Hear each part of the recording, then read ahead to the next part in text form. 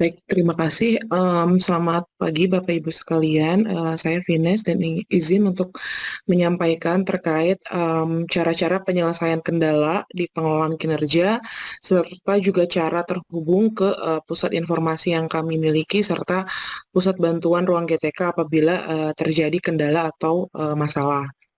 Yang pertama mungkin Bapak Ibu sering mencoba mengakses juga ya terkait pusat informasi ruang GTK, yaitu suatu website yang menyediakan berbagai macam artikel, panduan, dan juga topik populer yang dapat diakses oleh Bapak Ibu secara langsung melalui fitur pencarian untuk membantu mendapatkan informasi layanan ruang GTK secara cepat dan mandiri. Di dalam platform tersebut atau website tersebut juga terdapat banyak sekali artikel khususnya terkait pengelolaan kinerja, bahkan dari tahap perencanaan hingga sampai tahap penilaian dan pengiriman data ke e-kinerja. Kemudian apabila Bapak Ibu mengalami kendala teknis seperti misalkan di platformnya tidak sesuai dengan yang seharusnya, Bapak Ibu juga bisa melaporkannya melalui pusat bantuan. Pusat bantuannya ini dapat diakses pada link yang di bawah yang SID, Pusat Informasi Ruang GTK. Nanti tinggal diklik tombol butuh bantuan. Nah, formulirnya ini digunakan untuk menyampaikan pertanyaan atau kebutuhan layanan secara langsung dengan mengisi data yang diperlukan, agar laporan dapat diproses dan ditindaklanjuti oleh tim terkait. Untuk pengisian formulir pusat bantuan sendiri diharapkan diisi dengan lengkap dan detail, karena semakin detail dan lengkap data-data yang Bapak Ibu lampirkan, maka penyelesaiannya juga diharapkan bisa menjadi jauh lebih cepat, karena tim terkait bisa mengidentifikasi kendala Bapak Ibu dengan lebih tepat dan cepat. Selanjutnya izin. Ya, mungkin saya hari ini akan menyampaikan sekitar 6 isu yang sering terjadi, yang sering dilaporkan di pusat bantuan saat ini. Dua isu pertama adalah ketika Bapak Ibu masih bahkan belum bisa masuk ke ruang GTK. Nah, ini ada dua. Yang pertama itu karena lupa password. Biasanya mungkin Bapak Ibu sudah lama tidak login akun belajar ID-nya ke ruang GTK. Ketika login kembali, passwordnya ternyata sudah diganti dan Bapak Ibu lupa.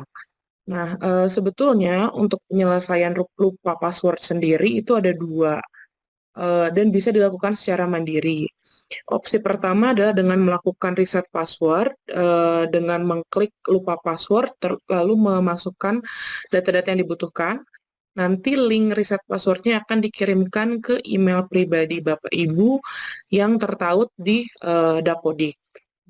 Lalu apabila tidak bisa secara mandiri, Bapak Ibu juga bisa menghubungi operator sekolah atau operator dinas untuk membantu risetkan password Bapak Ibu.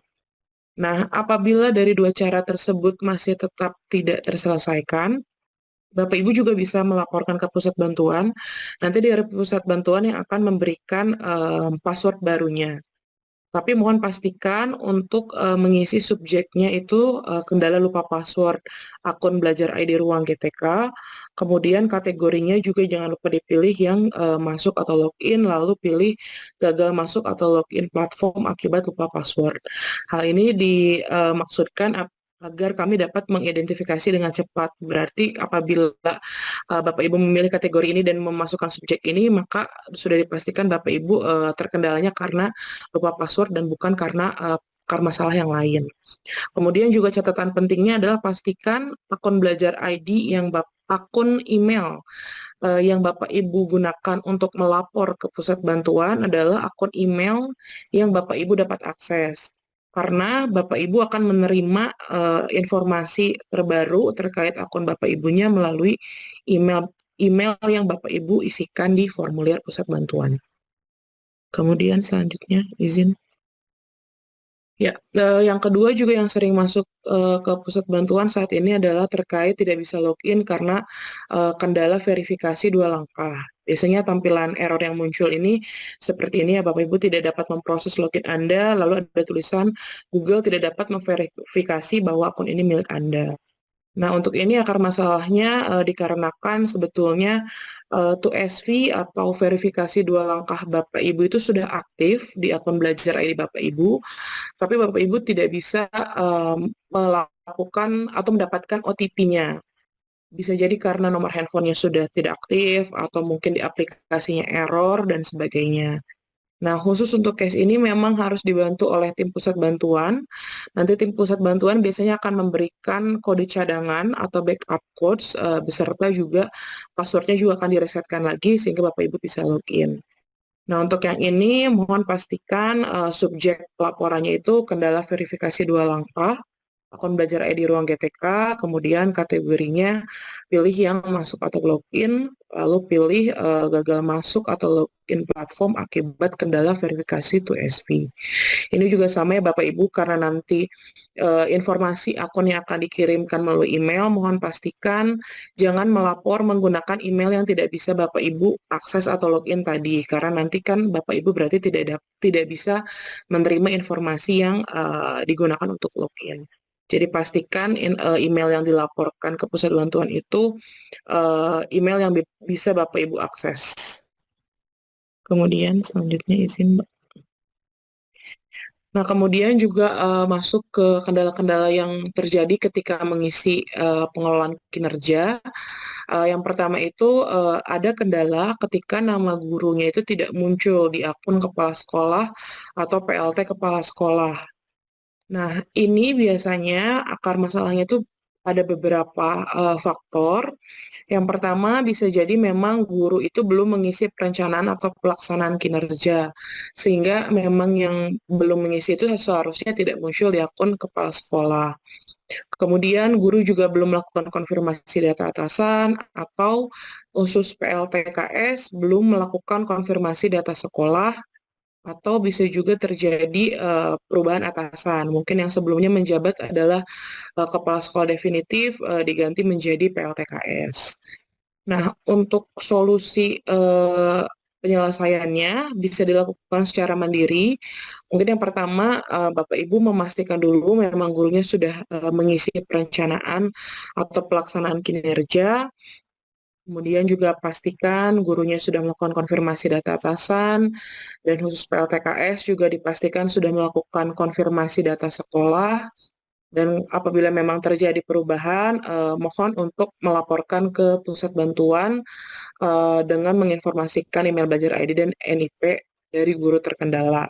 Serta sebetulnya juga mungkin tambahan informasi, Bapak Ibu juga pastikan data-data di Dapodiknya sudah terupdate, sehingga yang menjabat di sekolah tersebut adalah kepala sekolah yang memang saat ini menjabat. Karena data-data dari ruang GTK semuanya diambil dari data-data dari Dapodik. Mungkin selanjutnya, Mbak. Ya, kemudian juga yang isu yang keempat yang sering terjadi adalah ketika kepala sekolah gitu ya mau menetapkan predikat kinerja tapi tombol kirimnya itu atau tombol lakukannya itu masih abu-abu atau tidak bisa diklik. Nah, ini akar masalahnya biasanya memang karena dinas belum menetapkan predikat kinerja organisasi, sehingga apabila PKO-nya belum ditetapkan oleh dinas, maka memang kepala sekolah atau PLTKS tidak dapat menetapkan predikat kinerja di sekolahnya. Apabila seperti ini, mohon pastikan bagi Bapak Ibu terkendala untuk berkoordinasi dengan dinas untuk menetapkan PKO-nya terlebih dahulu. Apabila PKO-nya sudah ditetapkan, Bapak Ibu bisa mencoba kembali untuk mengakses menu penetapan predikat kinerja di masing-masing sekolah. Next. Nah, lalu dua isu terakhir yang akan saya sampaikan adalah terkait kendala gagal sinkro dari pengelolaan kinerja ke e-kinerja. Ini juga sedang sangat banyak dilaporkan oleh pengguna. Yang pertama itu mungkin error message-nya adalah tulisannya tidak ditandai sebagai user ruang GTK. Nah, untuk ini solusi penyelesaiannya silahkan langsung menghubungi admin e-kinerja di BKD atau BKSDM untuk menambahkan sebagai pengguna ruang GTK. Karena untuk melakukan sinkronisasi antara ruang GTK dan e-kinerja, pengguna tersebut harus ditandai atau di flagging terlebih dahulu sebagai pengguna ruang GTK. Next. Ya, yang terakhir ini untuk yang error message-nya itu PNS ID tidak tersedia atau tidak padan ketika sinkro dari pengelolaan kinerja ke kinerja itu muncul error message terkait PNS ID. Nah, untuk ini akar masalahnya itu karena datanya itu belum padan antara ruang GTK, Dapodik, dan CISN. Sehingga penyelesaiannya mohon dipadankan dan bahkan dilengkapi dulu semua data-data di antara Dapodik, ruang GTK, dan juga CISN. Apabila semuanya sudah padan, sudah sesuai, sudah lengkap, jangan lupa untuk dilakukan pemadanan di file PTK.